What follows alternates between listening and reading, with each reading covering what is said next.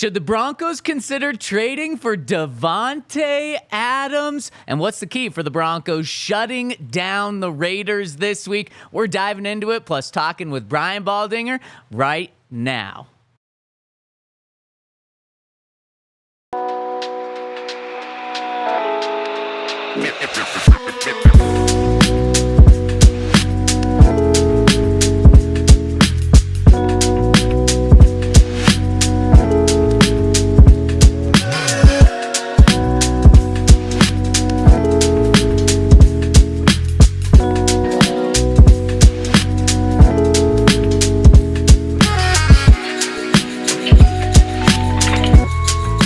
It's Raiders week, baby. Let's go.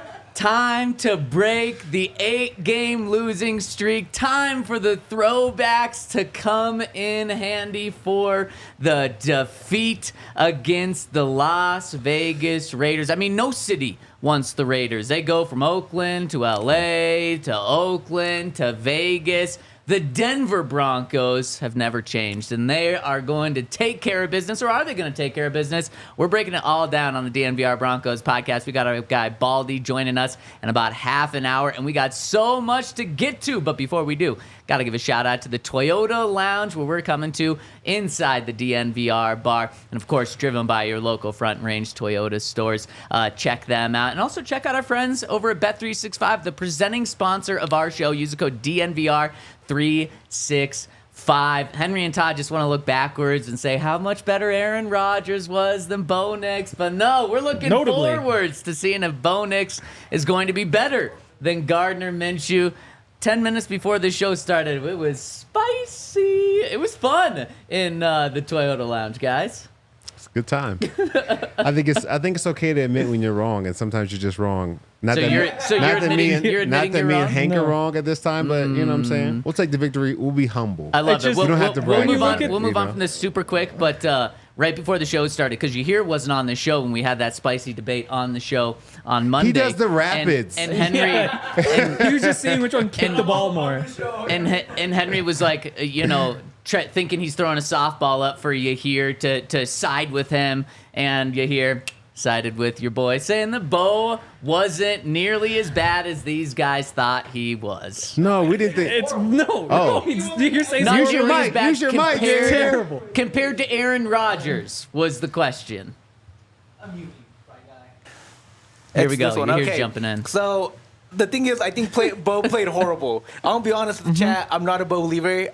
I'm not a Bo guy. All right, turn his mic off. But I don't think he played. I think he played better than Aaron because he won the game, and that's what matters at the end. And I think he was a big part of it. And I think that qualifies to. There we go. You have to bring that into the equation when it comes to who played better. It's There we Aaron's go. fault he didn't kick the field goal. If he had gone out there and kicked the field goal, it's delusional. Let's also had a field goal. Yes, he did. That he missed. Okay, But again, we got to move on to the Raiders. We got a lot to talk about. No. To take him down to win the game, and he did it. Bo Nix wrote his name in the record books this week.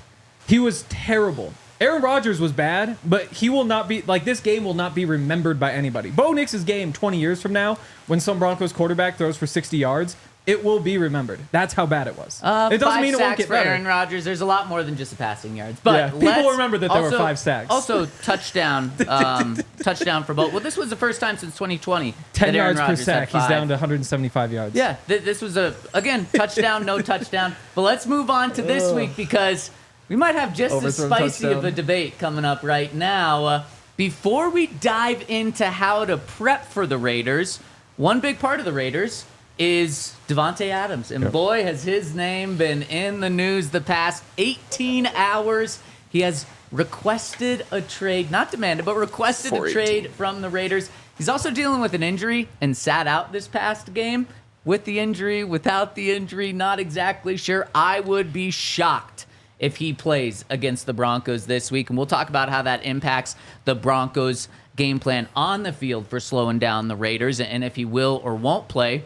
But before that, should the Broncos be one of the teams interested in trading for Davante Adams. Where things stand right now is teams have called the Raiders, according to reports. The Raiders have called teams to gauge interest. The Raiders reportedly want a second-round pick and potentially more, but a second-round pick seems to be the number one thing they're looking for here. The Saints and Jets are teams that Davante Adams apparently really wants to go to, but it seems like he's open to other teams as well. He just wants to get the hell out of Las Vegas, and I don't blame him. So, Todd, should the Broncos be interested in trading for Davante Adams? You have to be interested. Uh-huh. I think you have to pick up the phone and see what it's going to cost you. Like, he's too good of a receiver not to, like, just ask, like, hey, what are you guys looking for? Like, is there really an option for him to come to an AFC West opponent or rival? Like, you got to pick up the phone. Now, do I think that he is a good fit for this team? Not necessarily. I feel like we're having problems getting the ball downfield as it is and hitting our receivers on target. That's just another receiver that's going to demand targets, and I'm not sure that we're doing the best at getting the ball to our receivers right now. So I think we need to focus on using the guys we have and being on point and our accuracy with our throws more so than we need another target to throw to. So you're saying go trade for a quarterback? No, I'm not saying trade for anybody. Kind of what it felt like. No, I'm not saying trade for anybody. I'm just saying let this thing kind of develop. I think there's been so many moving pieces. You talk about a rookie quarterback going from college to the NFL, learning Sean's offense. I don't think he needs another person like, hey, give me the ball. Like, you know what I'm saying? He already is dealing with so much pressure, and Davante Adams is going to demand the ball. And I don't think that stops from Courtland Sutton from wanting the ball more. They're finally getting on the rhythm. I think bringing in another top tier wide receiver is just going to throw things off more than make it better. Fair. The thing is, the Broncos receivers are just so bad. And I think that, I wrote about this yesterday. There's that 3rd and 2 at the end of the game. They have Sauce on Courtland Sutton. So Bo decides not to throw the court because, that's just a tough matchup. He goes the other side of the field. It's a slant. Again, like you get the first down, the game's basically over. And he gets the ball to Josh Reynolds, but Josh Reynolds can't catch it. And it's like tough. It was it's a contested. good DB. It was a good DB yes, play. It was. Yeah. But at the same time, like, I think that play is just one of the examples of where, what if you did have a Davante Adams? And so Sauce is on Devante, and instead you have Courtland Sutton over there. Because Josh Reynolds has been basically everything the Broncos could have hoped he'd been. He's been better than they could have hoped. He's on pace for more than 100 yards more than his career high. Like, things are going great. But still, he's not meant for that role. And so if you could add somebody, and again, you might wind up losing Court, you probably would, and so the everything changes. But just a lack of a true number one option, I think it kills them. Because while Court can try as hard as he can, he just isn't one of the league's elite receivers. But he could be one of the very, very, very best number 2 receivers in the NFL. I don't know if I agree with that. I do. You agree? I think that the route that he ran to get open, the deep dagger, I think he runs it multiple times a game. Is he getting the ball there, though? Like, Fair. Bo forced that ball to him, and it was a completion. Easy money. I just don't think that he's getting – I'm always big on opportunity, man, and I don't feel like he's getting a lot of targets and a lot of good targets for the routes that he is good at running to be able to say he's only able to be a number 2. But I feel like I would take Henry's side, not just based on these first 4 games of the season, but throughout Court's entire career. And through a slew of quarterbacks, Russell Wilson not working out, we pay him to leave, all the long list of other quarterbacks. Like, you're only as good as your quarterbacck. Davante Adams hasn't looked awesome. Yeah, he's put up 5 straight 1,000-yard seasons. But he has had a rotating cast of quarterbacks as well. Yes, but he was not the player he was with Aaron Rodgers. Still a 1,000-yard receiver. I understand, but he's had way better quarterbacks than Courtland has had every single year, even after Aaron Rodgers. Sure, but I think that Davante Adams is and can be a top 3 receiver for sure in the NFL. I'm not saying that Devante can't. I'm just saying Courtland is better than just a number 2 guy. I think he can be. They can be an elite 1-2 in the NFL. However you want to boil that down. And right now, the Broncos. We can look back to this Sunday. Courtland Sutton had 60 receiving yards. All of the other receivers had a combined 0 receiving yards. And they did have 9 catches between those guys. And sure, Bo wasn't going deep to those guys, but also those guys didn't make a single play. Davante Adams is making plays. That game would never happen if they had Davante Adams. It would open up the offense and it would help this young quarterback so much. So the Toyota chat, a lot of people saying, no, you cannot go out and make this trade. It shouldn't even be a conversation. Well, this is kind of a bigger conversation that I think we're going to be having in Broncos country a lot more until the trade deadline.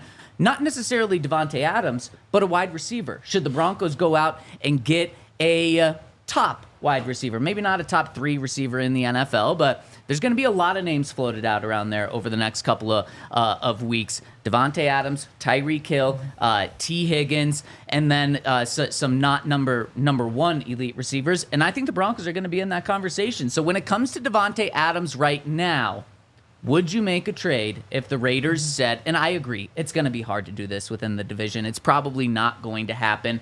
But I 100% agree with you, Todd. You got to pick up the phone. You got to check in. And let's say the Raiders do say, we'll trade him to you right now for a second. Next year's second.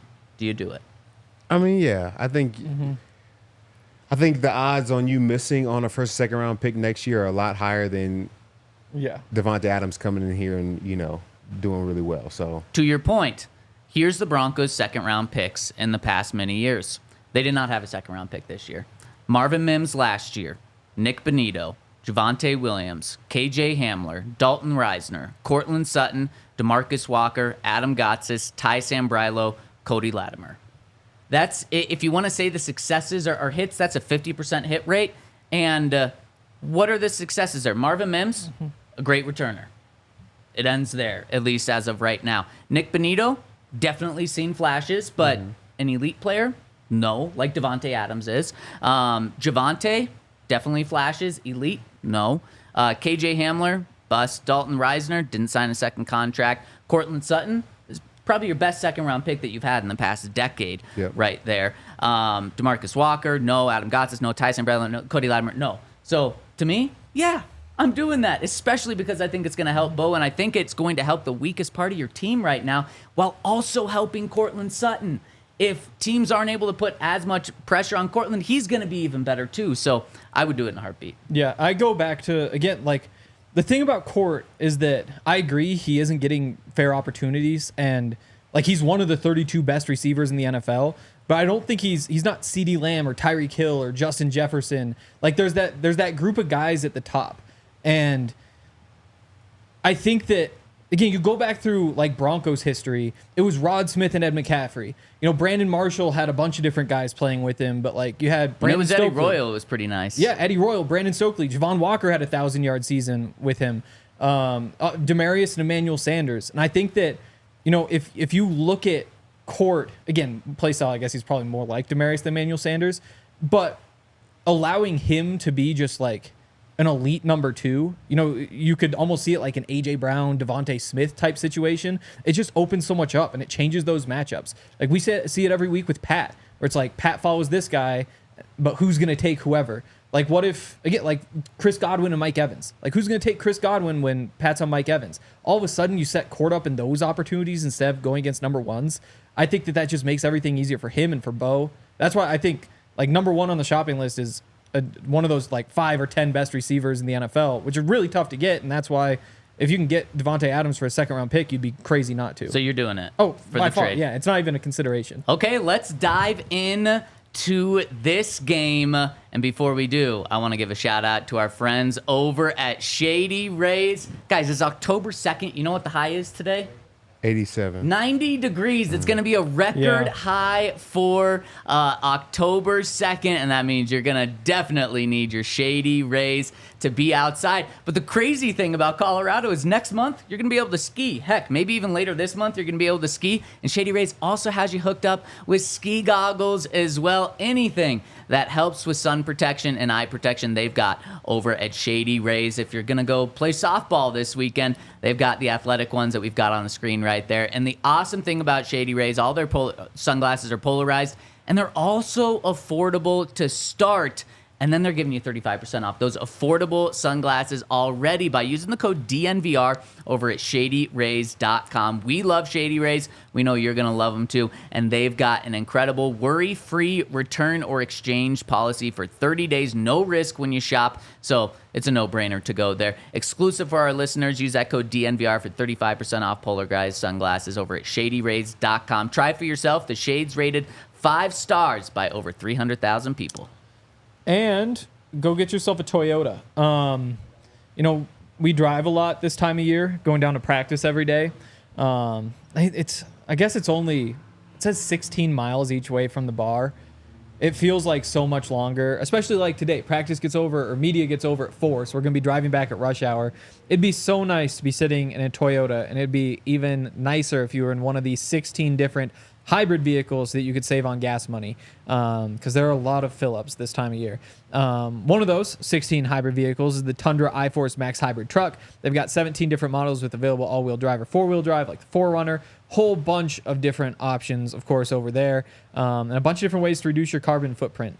So visit your Front Range Toyota stores at a location near you. AutoNation Toyota, Arapahoe and Centennial, Corwin Toyota in Boulder, Groove Toyota in Littleton, Mountain States Toyota in Denver, Stevenson Toyota East in Aurora, and Stevenson Toyota West in Lakewood. Toyota, the official automotive partner of the NFL, official vehicle of DNVR. All right, shout out to our presenting sponsor, Bet365. Use that code DNVR365 when you sign up. How worried are you guys about the Raiders?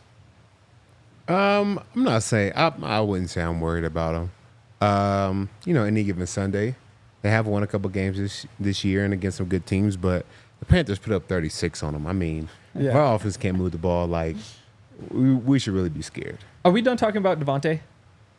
Yeah. But okay, you can talk. We about should him. say he is not going to the Broncos. I don't think we've said that. The Raiders are absolutely not going to make that. It's just not. And even if the Raiders were willing to, Davante Adams would say no, because if he wants out of the Raiders, he'd certainly want out of the Broncos. I don't agree with that. Why? Really? Why do you think he wants to go to the Jets or the Saints? Well, but what I'm saying with Derek Carr, is he this winner? That's why he wants to go to the Saints. Yeah. It's because of the quarterback situation. Absolutely. There. And why does he want to go to the Jets? Because of Aaron Rodgers. So he wants to go to both those teams because of the quarterback situation. Yeah. I wouldn't say that the Broncos will be high on his list because of our quarterback situation. A young quarterback, potentially. All right. I don't think so. I don't think he would cross him off, but I disagree with you about the Raiders trading him within the division. I don't think it's going to happen. The Chiefs are He looked at the stat sheet, 60 yards. Yeah, I want to go there, baby. Give me out of Vegas. Give me to Denver. I watched the film. But according to reports, the Chiefs are going to be very interested in a big-time contender for Davante Adams. So you can't just say because it's in the division, because the Chiefs are also in the division. Totally. So I disagree with you there. Fair enough. But I think, even if the Broncos, they say, we'll give you 3 first-round picks to Devante, convince the Raiders, Davante's still going to find a way to say no. But the bigger point is there are other guys out there. Like Amari Cooper is potentially going to get traded also. And he maybe isn't quite to the Davante Adams tier, but he's pretty close to it. Yeah. You have Kyle Pitts, who could be coming free. That's another one that would be just, I think, an insane addition. Well, that's what I said about that. We're going to have this conversation with other wide receivers in the next 6 weeks. But I think that's a conversation for in the future. Let's focus on the Raiders now. So Henry, how concerned are you with the Raiders? Todd said not that concerned. I mean, you got to be concerned by anybody. You're not a good enough team to not be concerned by others. I think one of the tough parts of the Raiders is that you just don't have. They don't really have a lot of tendencies. There's nothing really you key in on, because they can run the ball one week, they can throw the ball next. They're not great at anything, and that's different than a Steelers team where it's they're not great, but you know that they're just going to run the football. You know what to prepare for. So I think Raiders could catch him off guard in some ways. I mean, Davante Adams probably not playing, but they do have 3 receivers with more receiving yards than any Bronco. No, they don't have 3 receivers. They have 3. One's a tight end. Yeah, but Brock Bowers. But I mean, three players who have more receiving yards than any Bronco. I mean, they can throw the ball. They can't really run it, but there's definitely plenty to fear. And defensively, obviously, they got the big guys in the trenches who've been crazy productive. Jacorian Bennett's having an insane season, and he's having maybe the best season of any cornerback in the NFL. I think he's given up 7 catches. No, I think he's given up 6 catches. He has 5 PBUs and a pick. So he's getting his hands on as many balls as he's given up. So beat up Jerry Jeudy last week. Obviously, any given Sunday, it is right, especially when you've lost 8 straight games to a team. But I'm not. This is one of the easiest games left on the Broncos schedule. And not just because it's at home, but the Raiders, it sounds like Max Crosby is going to play. This is the first game that he's ever missed in his career. This past week, he said earlier this week that he is going to play against the Broncos. If he doesn't play, Broncos 99% win this game. If he does play, well, he's kind of been a Broncos killer, so that hurts it a little bit. I'm still confident, but Josh Jacobs was also a Broncos killer. Yeah. I mean, he was just so good against the Broncos. He left, so that's a big help. They're not going to have Davante Adams in this game. So not having Davante Adams, to me, changes the Raiders entirely on offense and how difficult it is. Because you mentioned Brock Bowers, and he has been really good. He's lived up to that, 13th pick in the draft for them. He's been a monster. And Jacoby Myers has been a fantastic number 2 receiver for them since they got him last year. But now if you don't have Davante Adams, okay, Pat and Riley, we don't really even need to have Pat follow. You guys take care of Jacoby Myers, not worried about that. Not worried about the run game. They have the second worst run game in the NFL right now. They're starting running backs averaging 3.1 yards per carry. Yep. So if really all you have to worry about is Vance Joseph is Brock Bowers, yeah, that's manageable for the second best defense in the NFL. Not concerned about their offense, and really only concerned about their defense in terms of being able to put up enough points if Max Crosby is playing. And I just really think that you should be able to contain him. This probably still means a sack. He's averaging a sack per game right now. He's probably going to get a sack, but just don't let him have a Khalil Mack type of game against you. Yeah, unfortunately, this is going to be like another defensive battle. Like, I think it's going to be whoever has the best defense on Sunday is going to win the game. I mean, both these offenses aren't high-powered right now, aren't putting up a ton of points. They've put up more points than we have, but still, I think that our defense is better than theirs. So if our defense plays to the caliber that they can, I think it's going to be not an easy win, but there's definitely a clear path towards getting a win. Their defense is the, really quick, Henry, their defense is the 10th worst in terms of yards given up and the 8th worst in terms of points given up. Yeah. That's the complete opposite of the Broncos. They have the second best defense in yards per game, third best defense in points per game. Yep. I think that sometimes you have to look at the game from their perspective, though, because they would also say this is probably the second easiest game left on their schedule after like the Broncos game in Vegas. Like it really depends on whether you think the Chargers are better than the Broncos. The Jaguars go to Vegas, and so that's kind of a tough one. Jaguars? They're the only winless team left. Yeah, You said the Jaguars? Yeah, the Bengals are struggling. What did you say? I don't know. I'm not here to pronounce words right. That's not my job. You speak on a microphone for a living. I think that is your job. But when No, you but look what did you say? Jaguars. No, you didn't. Jaguars. Did I go hard with the A? Oh, maybe I might have. Jaguars. What do you say? I say Jaguars. What do you think? Jaguars? Jaguars. Yeah. What do you say? Jaguar. Jaguar. Like the car. That What do you sounds call way the car? cooler. Jaguar? Yeah. You said it like they do I in don't know, yeah, I I commercials. don't say know. Jaguar. Oh. I know I'm saying it wrong, but Jaguar. Jaguar. Yeah, you get French We real got quick. Todd Davis in here right now. But the point though is that like we can say, yeah, this is one of the easiest games left on the Broncos schedule. It's also one of the easiest games left on the Raiders schedule. And so while we could say like, yeah, their offense isn't all that scary, like what are they saying about the Broncos offense? You know, they're probably saying like, I'm sure Max Crosby's walking around saying like, this is a shutout week for us. Like we should be going for a shutout here. Same way the Broncos might be saying the exact same thing about the Raiders. So again, I don't think that this one's going to be easy. I think that both teams should probably be pretty confident. One of the best ways to neutralize Max Crosby, though, is doing what Bo Nix has done the past 2 weeks.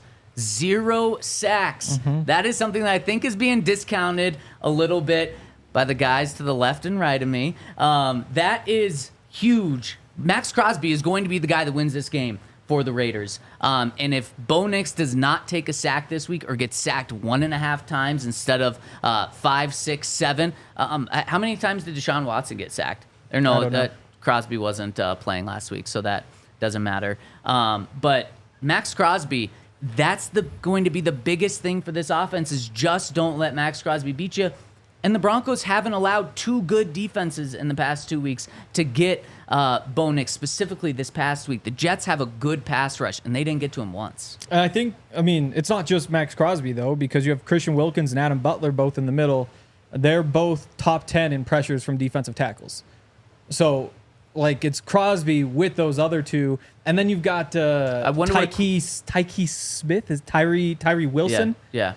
Who's also having, like, a pretty crazy start to the year, which, as he should, when you have those 3 guys next to you. To be fair, though, Max Crosby's having the best year of all of those guys. Oh, definitely. But, I mean, like, that's what's so scary is that there's 4 of them, and Like this should be the toughest pass rush they've faced since the Steelers.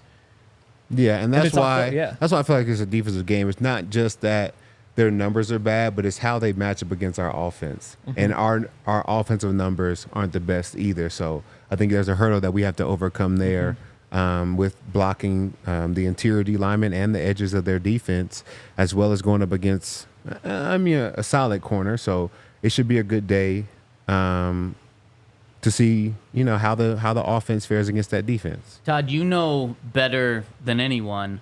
How do you stop, or how difficult is it to stop an elite tight end when they're a receiving threat? Obviously, the Broncos have tried to do that against Travis Kelce, haven't had that much success. Now Brock Bowers seems like he's that next guy. How difficult is that for Vance this week? It's a tough task because depending on how athletic they are, you may not be able to put a linebacker on them or a safety. So then you're talking about moving corners inside the box, and now they also have to be able to hold a gap down in the run game, and then that gets tricky. So it's not an easy task if the guy's like really athletic and can create space and get open, and there's an outlet for the quarterback, which Brock Bowers is. Yeah, and so is it a Justin game? Is it a Cody game? Is it a Brandon Jones game? I think you got to mix it up. I think you can't give him one look. I think that Justin's good in coverage, but I think there's going to be some routes that are probably easier for a safety to cover. So you want to try and mix it up, not give the quarterback the same looks. And, yeah, you don't want to give him the same look either, because if he understands he's going up against a linebacker, he's going to run routes a certain way. If he's going up against a safety, okay, now he's going to be more physical and try to beat him off the line and create space with his body. So you want to continually mix it up for him so he can't kind of create a game plan in his mind. I like that. How crazy is this? We've talked about the Raiders now for quite a while, and I don't know if we've mentioned their quarterback's name once. That's probably a really bad thing for the Raiders. But Gardner Minshew is probably having the worst year of his career. Yeah. And I like Gardner Minshew. I think he's a really solid quarterback, but this year it's just not clicking yet so far. He hasn't been awful, but he has not been good by any means. I think, Hank, you said he's one of the worst quarterbacks, and that you would put him as like the second worst quarterback in the NFL? There are stats that would say he and Bo Nix, especially last week when you just look at like the completion percentage versus expected. Those two were at the very bottom in terms of like the opportunities they had and what they turned them into. And so I've seen them shut down a couple of really good quarterbacks over these past few weeks. I think this is a really, really easy, manageable, but easy task for this Broncos secondary to contain to contain this passing game. And again, they have the second, third worst rushing attack in the NFL. If you were ever going to beat the Raiders and snap this streak, I really think it's this week, and not just from a Broncos perspective, but also from a Raiders perspective. I think this team is falling apart mentally, emotionally as well. I think what's happening with Davante Adams is really bad for them, and really bad for a young head coach as well. So we'll continue to cover this. We'll talk about the Raiders more after we talk to Baldy, but we got to get to our guy Baldy, and before we do, got to give a shout out to our friends over at Westera Credit Union, where they're all about Colorado, because they were founded in Colorado in 1934, and they have 9 locations here in the Denver metro area, and they're all about helping their members financially prosper. And education is their thing, because they were started by a group of 8 school teachers, so helping them is in their DNA. And they just launched their 90th anniversary CD that offers 9% annual percentage yield. That's right, 9%, and especially with the Feds lowering interest rates now, this 9% is even better, and you can get that on a 5-month certificate of deposit. You can start earning high interest on balances as low as $500 and max of $3,000. They're insured by the NCUA. This will only be offered for a limited time, so head over to WesteraCU.com to learn more. Early withdrawal penalty applies. Fees could reduce earnings. Rates are accurate as of September 1st, 2024. New money and in-branch offer only. Limited time offer subject to change without notice. Review membership account agreement, disclosures, and information guide for additional details. Membership eligibility required. Insured by NCUA. And shout out to our friends over at UC Health and their Ready, Set, Go challenge. The whole premise of this challenge is to get Colorado back to its rightful place as the healthiest state, and they have brought along Sleep Prime, Coach Prime's persona to help them with this challenge. When Sleep Prime gets 8 hours of sleep, he is so ready, set, go.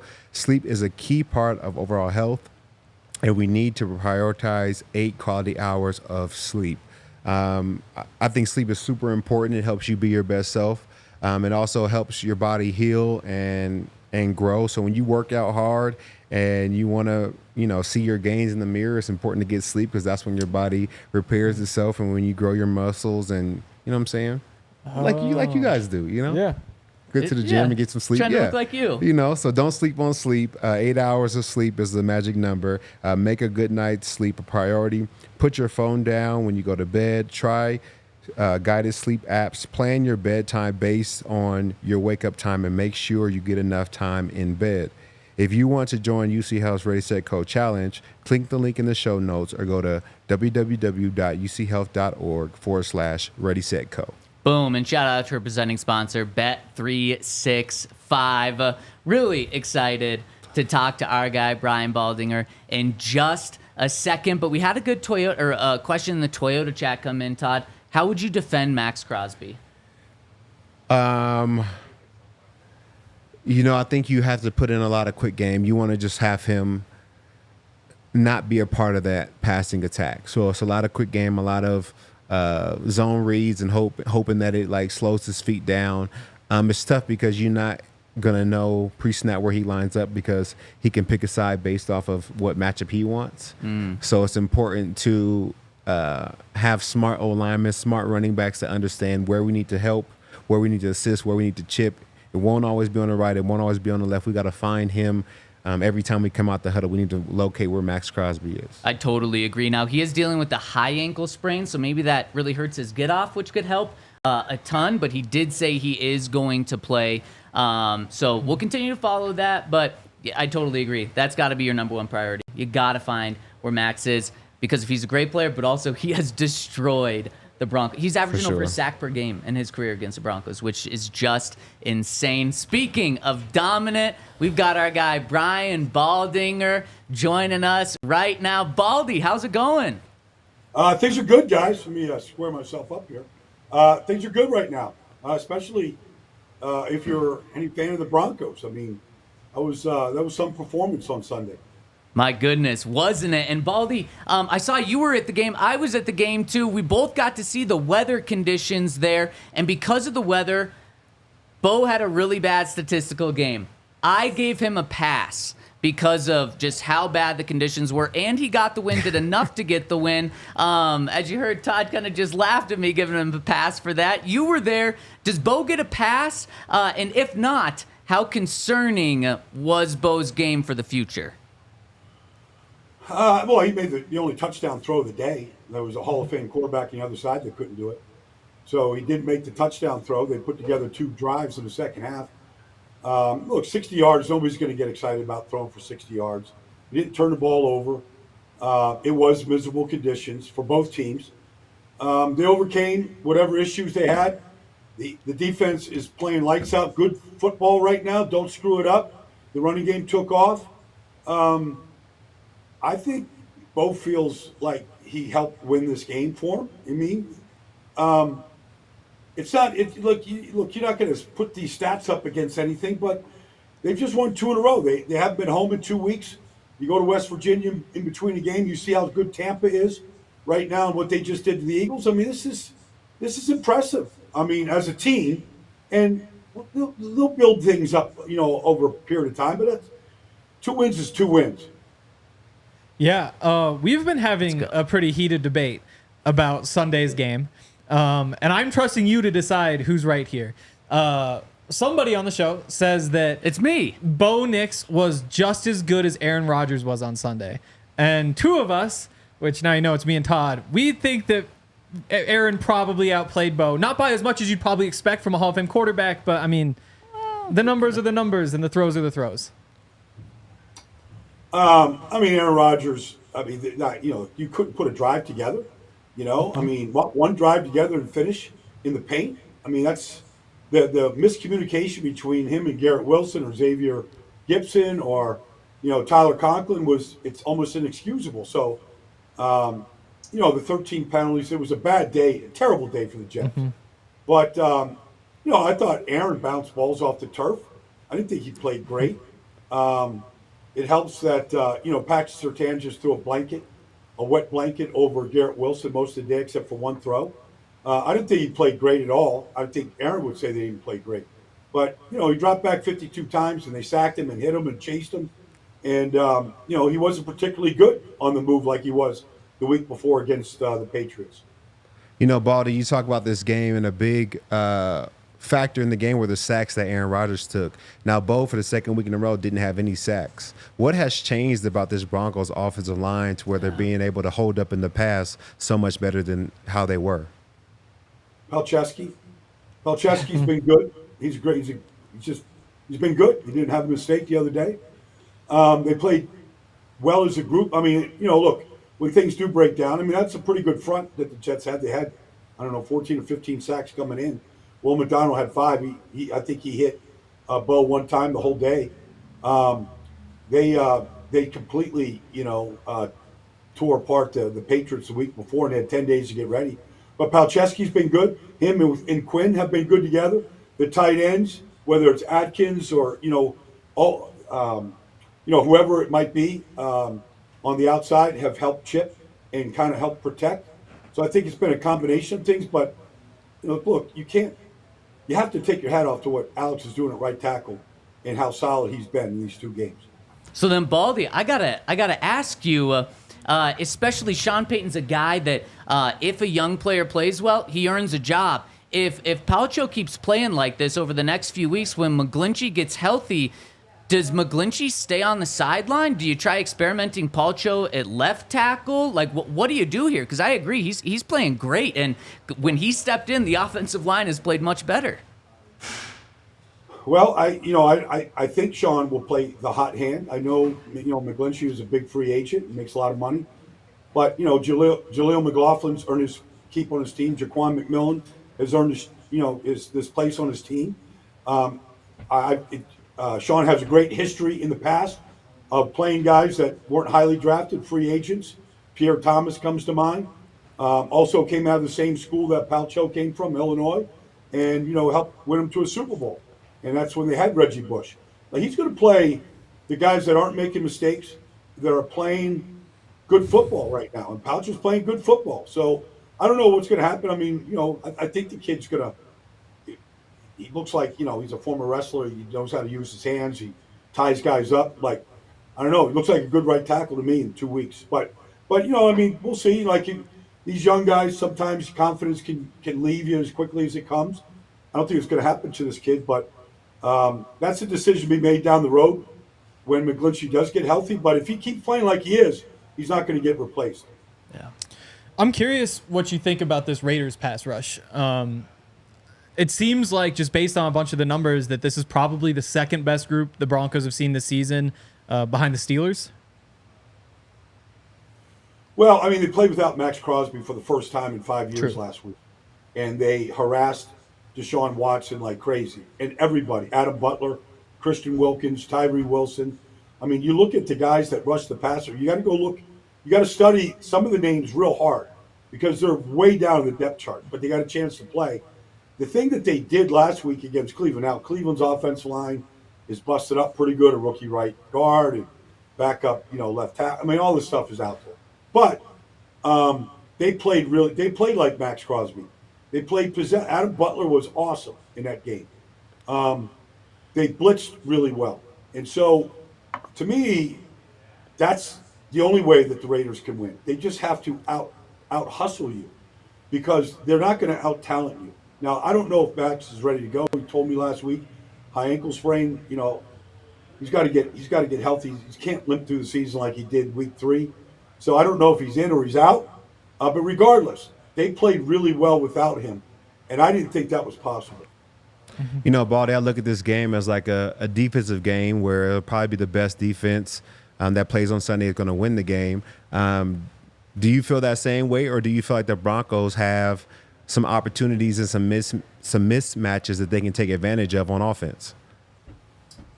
I feel like it's going to be in the hands of the defense. Like, I don't know how many defenses are playing better than Denver's right now. It starts with their front. I mean, Zach Allen has been outstanding. DJ Jones, like the rushers, the secondary is excellent. There's not a weakness in the secondary.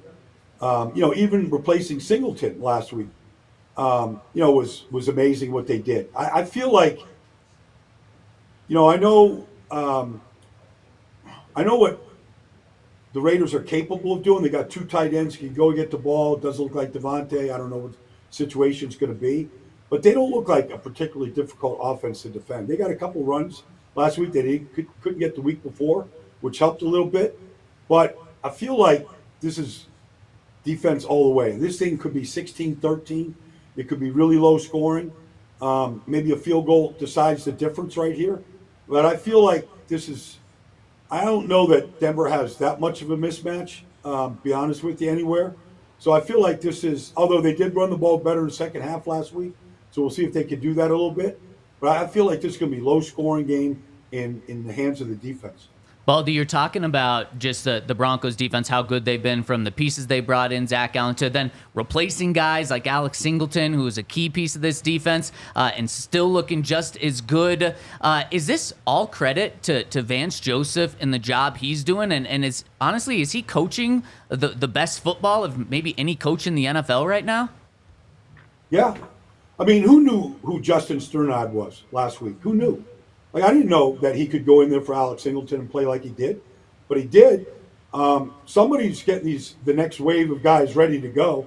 I don't know that maybe Chris Jones is playing better than Zach Allen is right now, but I don't know really too many guys on the interior of any defense playing as well. They're very coordinated. They're not giving up big plays. When I was talking to some of the guys on defense before the game, and I'm just kind of laughing about some of the matchups that we might see, and you can't get a whole lot looser than what Denver's out there doing. Like, they feel very, very confident, but you go up and you talk to Surtain, you're like, okay, are you going to see Garrett Wilson every play? We're going to see him enough, but like, they're just loose. They're just loose and they're relaxed. And you feel like whatever preparation that went in through the week, they're ready to go. Like, they're ready to take the test. I met Jaquan McMillan for the first time on Sunday. I've been talking about him for a long time, but that kid is a great football player, and like, they're taking advantage of their opportunities. I feel like Vance has got this thing completely coordinated right now. And you're not seeing breakdowns in the defense. And that's a big thing, because you're on the road 2 weeks in a row. It's loud. It's bad weather. All the conditions that are out there. The heat in Tampa, the rain in New York. All kinds of excuses could be made for communication errors. And you don't see it. And that comes straight from Vance. He's the one that's got to make sure this thing is all coordinated. Yeah, you brought up Justin Sternad. Because he played so well, you have to keep him in the starting lineup, right? Because last week they brought in Quan Alexander, they brought in Zach Cunningham. Like, those are 2 good veteran linebackers you could put on the field. You have to keep the hot hand going, though, right? Yeah, I think, look, first of all, Quan, Quan's been a good player. He's probably on his 5th or 6th team right now. Mm-hmm. But he stepped in and played good football. There's no question about it. Cunningham came to Philly last year and played some. Like, I feel like their best football is behind them.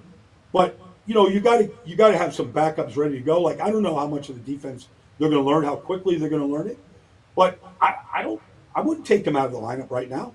Like, the kid played great on Sunday. So you can start getting some of these guys ready to go. It's a lot to digest in the heat of the battle at that position for guys that are coming in off the street and they're learning a new defense. It's just a lot to digest. And like, I don't think Zach Cunningham ever really learned the Eagles defense last year when he came in. He came in during training camp. But I think he played great. They didn't play great at linebacker. Like, I'd go with the kid that's been there all off season, preseason, got a chance to play and play great. I wouldn't make any changes right now. Baldy, as this defense continues to roll, is it wrong or too early for Broncos fans to start looking at the schedule and looking at winnable games? Or should we just take it one game at a time and see how this thing goes? Take it one game at a time. But I do think this, though, Ty. I think this defense is for real. I really do. I really feel like the way that they pack it in up front against the run, the way they open it up when you got to get after it, whether it's pressures or coming off the edge with the variety that they have, the way that the back end is playing together, I feel like no matter who they play, you just saw really what they did to Tampa and then what Tampa did to the Eagles last week. Like, that's a pretty good barometer because they're a good offense. And they've got legit wide receivers that can sting you anywhere on the field, and they didn't do it against Denver. So I feel like wherever they have to go, whoever they have to play, they can keep the score down. And if you keep the score down in this league, it then comes down to turnovers, taking care of the football, playing field position, kicking field goals. Then it's in Sean Payton's hands to make good decisions throughout the game to give you a chance to win the game. So is it too early to look ahead? I'd say yes, but at the same time, I feel like the one constant you have on this team right now is I feel like the defense is going to show up every week. Baldy, final one for you. And yeah, I've been looking way too far ahead, building the playoff path for the Broncos. But I'll listen to you. I'll take a step back. I'll go one game at a time here. And the Broncos have lost 8 straight games to the Raiders. Does that end this week? I feel like it does. I didn't know that they had lost 8 in a row, because the Raiders haven't been great either the last 4 years. So that's pretty remarkable. But I feel like this is their best chance they've had. Obviously the offense has got a long way to go, but I feel like the defense is going to show up, and I feel like they got a great rookie tight end that they got to contend with. They got a gutsy quarterback. They got a new left guard that looks pretty good in there for the Raiders. I feel like this is a good shot for Denver to end this streak. Boom. I love it, Baldy. Thank you so much for joining us. Love your insight. And maybe we'll be talking about a 3-game win streak for the Broncos next week. Be happy to do it. I'd love to do it. Love watching Vance's defense play right now. They're on top of it. Boom. And we love talking to you. Thank you, Baldy. Have a great weekend. Bye, guys. You bet. Boom. I love talking to Brian Baldinger, especially today. Let's get into some things that he had to say. But first, I want to give a shout out to our friends over at Coors Light. We always have Coors on the set here because we're big fans of Coors Light, and it's all about chilling. We're talking about a record-setting heat day today, and if you want to chill after making it through hump day at work, or chill after making it through the 90-degree day, Coors Light is the beer that's made to chill. Whether you're hanging out with friends, whether you're celebrating something, whether you're watching the Broncos game, or simply just enjoying an evening on the patio in October, Coors Light is the beer, because it's all about chilling. It's brewed chilled, it's bottled chilled, it's served chilled, so much so that the Rocky Mountains on the can and bottles turn blue when it's perfectly chilled for you. So if you want to get Coors Light delivered straight to your door, go to CoorsLight.com/DNVR, where Instacart is going to deliver it straight to you. CoorsLight.com/DNVR to get hooked up with Coors Light. Celebrate responsibly. Coors Brewing Company, Golden, Colorado. Also, go check out Empire Today. If you go to empiretoday.com/DNVR, you can get hooked up with an awesome deal. Empire is the best place to go for flooring. They've got all the different things you could look for. I feel like it'd be fun if we had some sort of like a giveaway where we give somebody a free floor, but we get to pick the floor out. Oh. So we could get some like nice long, like colorful carpet or something. Or just give them like half the floor. Oh, wow. I would pick out a very beautiful floor for the person. Oh, I would not. Yeah, you guys are giving half a floor. No, I'm just joking. It'd be tough because... So Hank, you're thinking of like Greenbrier floor. I was not there. Bright green carpet. Potentially. The thing is, I don't think they have bad floors at Empire, so it'd make sabotaging you guys a little bit tougher. But yeah, Empire's awesome if you need new floors. We used them. If you use that URL, empiretoday.com/DNVR, you can get a free in-home estimate. All listeners receive a $350 discount when they use the promo code DNVR. Restrictions apply, so go check them out. And shout out to Bet365, our presenting sponsor. Use the code DNVR365 when you sign up. And guys, I never thought I would see the day. We have a cordial Raiders fan in the Toyota chat right now. Want to give a shout out to him because, I mean, he's bashed the Raiders more than he's bashed the Broncos. I never thought I would see it. So, surprise birdbath. Opposing teams are always welcome in here, especially if you keep it very cordial. So, we appreciate everyone tuning in, but of course, all of the Broncos fans that are tuning in as well. Hit us with a thumbs up. Really helps us out. And, I mean, surprise birdbath is even giving credit to how good the Broncos defense is, just like Brian Baldinger was. And guys, are you giving Bo Nix more of a pass after what Baldy said? I always what I said before is that it was one little tick in the maybe he's not good in the rain column. And I actually did hear from somebody, my cousin who actually not my cousin who went to Oregon, but his brother who did, who said it never rains during Oregon games. It's like all inside like. It's just what people say. It's like somehow it never rains on game day. So I haven't found any hard data, but it seems like maybe he hasn't played in the rain that much. It's just one little tick in the like, this is something to keep an eye on. Maybe he isn't good in the rain.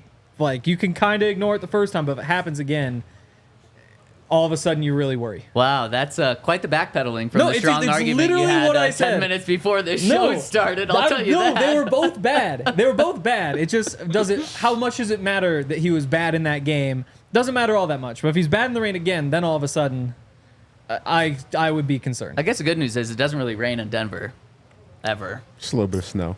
Yeah. I'm not changing my opinion though. I feel how I feel. I didn't expect you so to. It is what it is. He was bad. Like that's objective. I mean, yeah, he said that he was said that. never the conversation. Exactly. Yeah. Exactly. There was never a question on if Bo Nix was great in the game. Yeah. Exactly. It was Aaron Rodgers, and he kind of he was bad Aaron too. Rodgers. Yeah, he was bad too. Yeah. They're both really, really, really bad. Well, I think you're coming closer to my side. So they were both I really, really bad. that. There was just a small difference in that one wasn't setting records. Another thing that Baldy said, Palcho. Now, still 2 more weeks for McGlinchey where he cannot return, so you don't have to make a decision, and I think that's probably the best thing for Sean Payton and the offensive line, Zach Strief. Just get a 4 full game sample size. And actually, I think you're going to get a 5-game sample size because the first week that McGlinchey's able to return is the Thursday night game. Mm-hmm. I don't think you're going to rush him back. I mean, you don't even really have a real practice on Thursday games, right? Yeah. So I don't think you'll rush him back. And then you have 10 more days before that next game at home. So you're going to have a 5-game sample size. But Todd, if Palchevsky keeps playing the way he has and the line keeps playing this way, do you have Mike McGlinchey sit? Do you move Mike McGlinchey to left tackle? Do you move Palcho to left tackle? What do you do? Or do you just say, no, we're paying McGlinchey $17 million. You're getting the job at right tackle again? No, I think you have to have the hot hand continue to play. And Baldy's talk about it a lot on this show. Is like, yes, they're individual players, but the line plays as a unit. And for whatever reason, that unit is just working better with Palcho in at right tackle. And you don't want to throw off the communication, the camaraderie they're building together, just to have the guy that you're paying more money back in the game. I think it's important that they continue to play well together as a unit. You got to keep them in and see how long they can play like this for. You know, I agree with you, and you know what I think you do? You do what Mike Tomlin's doing with Russell Wilson and Justin Fields. No, as long as Justin keeps winning. Russ is still just hurt, guys. Yeah. I mean, and now it's going to be interesting this week because they just came off a loss, but I think that's what you do. You say, yeah, Mike is still getting better as long as Palcho's playing good. And then if Palcho ever slips to the level where you want to replace him, look, Mike McGlinchey's healthy again. And you do that for a couple of weeks. Now, if you're doing it for 12 weeks, then you're obviously, that's going to run out because he doesn't have a 12-week injury. Yeah. But if that's the case, you have your new right tackle and Palcho, and that's a great thing. And then you figure out the future of Garrett Bowles and Mike McGlinchey after this season. And maybe if Garrett struggles, then you move Mike to the left side. But I think that's what they're going to do for a couple of weeks after the IR runs out. Yeah. Is he's still working his way back. And if Palcho just never struggles, it's his job. I feel like they need to come out and say, like, you know, we're going to leave Palcho and he's been our guy. He's been playing well. We're not going to take him out. More so than just, like, make it seem like they're waiting for McGlinchey to get back. Because I think it's a different pressure. And I don't want it to change how he attacks the game. So, like, right now he's playing. He wants to do well, but there's no, like, penalty if he doesn't. Like, he's not going to lose his job. They don't have anybody else really to go in at right tackle. Like, he's kind of playing free. And if he gets into a situation where, like, now he tenses up because he knows Mike McGlinchey's standing over his shoulder, and if he just plays bad, he's getting the switch, I don't want that to affect how he plays on Sundays. Yeah, Okay. and the only person you have to, like, sell it to or work with the PR with is Mike. You know? Like, he's the one guy who you have to... Like, hey, man, we're giving you $17 million. Can you just... Exactly. Just coach this kid up. And he's going to know when he's healthy. You know? Like, he'll know when he's ready to go. And so I don't think you really have to do the whole selling it thing because... Again, there isn't like with the Steelers, you have like the whole PR thing because it's the quarterback and all that. With the right tackle, I think you can just say like, yeah, he's playing well. We're going with it. But again, like you're just assuming he keeps playing well for a couple more weeks. When I mean, this is going to be probably the 2 toughest weeks yet. I haven't looked at the Chargers injury report, but Mack and Bosa were insane early on. Yeah, it is going to be a really, really good test. Hit us with a thumbs up before we get out of here, but we're not done yet. But a thumbs up really does help us. Let's hit the super chats to end out this show. And the first super chat we've got is coming in from our friend Malhai Singh, right? Yes. Boom, I got it. Malhai Singh says Broncos should trade for Kyle Pitts. Big tight end for Bo. That's one of the names that's going to be bouncing around. I mentioned a couple earlier. Henry mentioned a couple. There's going to be a lot of names. So if the Broncos are relevant in 6 weeks from now, right before the trade deadline, we're going to be talking about a potential big move coming up. And the trade deadline actually moved. Do you know why the trade deadline moved after they had said it? No. Do you know, Henry? No. Because it was on Election Day. And the NFL... They want the spotlight. Maybe the one time this year they wouldn't have the spotlight is on Election Day. So I think they moved it 1 week either earlier or later, but it was going to be that first Tuesday of November. Now it's either the second Tuesday or the last Tuesday of October. So, I mean, we're coming up on it. 4 to 6 weeks away here. Yep. Stephen B. Real quick, Pitts would be insane. Like, they're using him so wrong. He gets way too much hate. They're all of a sudden this year, so through his career, he was 30% inline, 40% in the slot, 30% out wide. It's like 30-70, like split out versus in line. This year, it's 58% in line compared to 42 in the other spots. They're hardly playing him on the boundary at all. He was a Pro Bowler as a 21-year-old. There's only like 6 guys on the Broncos roster who are still younger than him. The fact that you could potentially get him is insane. Yeah. Like, it doesn't mean it's going to work out, but that guy's a freak. Maybe the Jaguars will be going for him, as Stephen B says, Jaguar. I love it, Stephen. Typically, most people crush me for that, so appreciate you, Stephen, changed for the whole super spelling. chat. Like when you change, that is Jaguar. Yes. C. Fillmore 72, our guy from overseas, says off to London NFL on Saturday for Jets Vikings. London games always bring back the memories of the DNVR trip in 2022. All the best to you all, Christopher. All the best to you, Christopher. Enjoy seeing an NFL game in London. And does that mean we have like 14 straight hours of football on Sunday?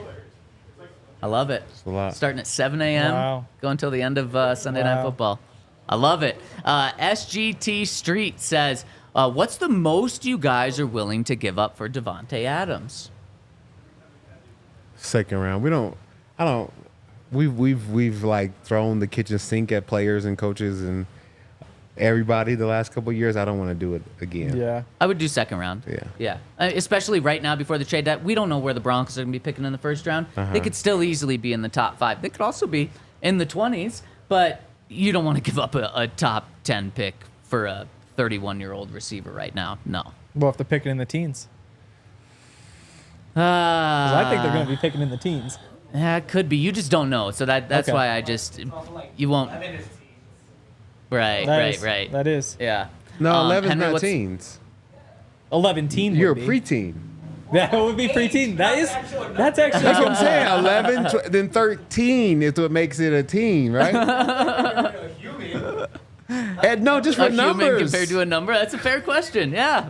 Wow. Henry, what's most you would give up? Most I give up is a second. I give up more than a second. I don't know First? how much more. No, I wouldn't do that. Like, you could throw in like a 4th this year. I was just throwing it out there. Like you said, you wouldn't trade a top 10 pick. Like, I'm curious if that was like the line. But no, No, but we're saying like, what's more than a second? like a second and like a 4th for sure. Probably not a 3rd. You're going a second right around and. there. Yeah. No, second and Dulcich for sure. And final one coming in from TB007 says, Zach is the only allowing Bo to progress and develop Todd and Hank had their minds made about Bo before the draft, so they're sticking to it. Respect. Is not He's actually true. respecting you, Todd. That is not true. If you watch the podcast and watch the breakdowns, it's crazy. We say all the time that Bo is a rookie and he's going to get better. Exactly. But I also have to be honest about like how he played on Sunday. Nobody said it was great, but I still think that he didn't play as good as Aaron Rodgers. Do I think he's going to get better? Yes. I don't hate him. Exactly. But he's going to get better. He's going to get better. He's going to get better. He's not there yet. Like it's pretty simple. He's going to get better. Shout out to you two for believing. Shout out to Baldy for siding with Bo. I don't think he did that. Your boy. No, he didn't answer any of this. No, he has never answered a question. So many We got caveats. now. You guys let us We all silly like the mayor.